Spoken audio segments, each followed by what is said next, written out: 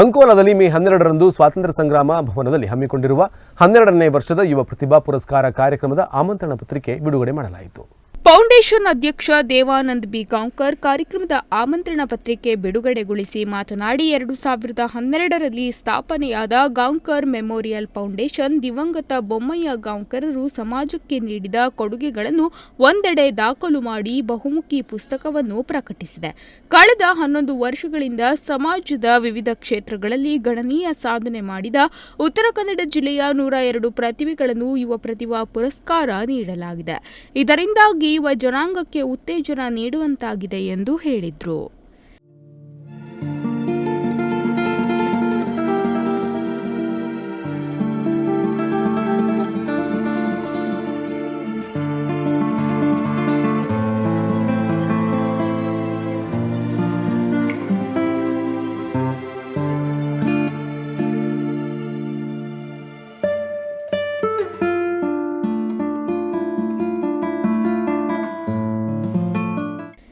ವಿಶ್ವದ ಮೊದಲ ಮಹಿಳಾ ರುದ್ರವೀಣಾ ವಾದಕಿ ವಿದುಷಿ ಜ್ಯೋತಿ ಹೆಗಡೆ ಶಿರಸಿ ಕಾರ್ಯಕ್ರಮ ಉದ್ಘಾಟಿಸಲಿದ್ದಾರೆ.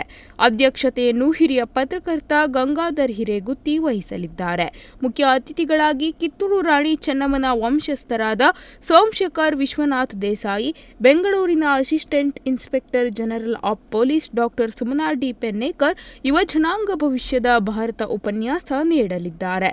ಉತ್ತರ ಕನ್ನಡ ಜಿಲ್ಲೆಯ 10 ತಾಲೂಕುಗಳ ವಿವಿಧ ಕ್ಷೇತ್ರಗಳಲ್ಲಿ ಸಾಧನೆ ಮಾಡಿದ 10 ಯುವ ಪ್ರತಿಭೆಗಳಿಗೆ ಪ್ರತಿಭಾ ಪುರಸ್ಕಾರ ನಡೆಯಲಿದೆ ಎಂದರು.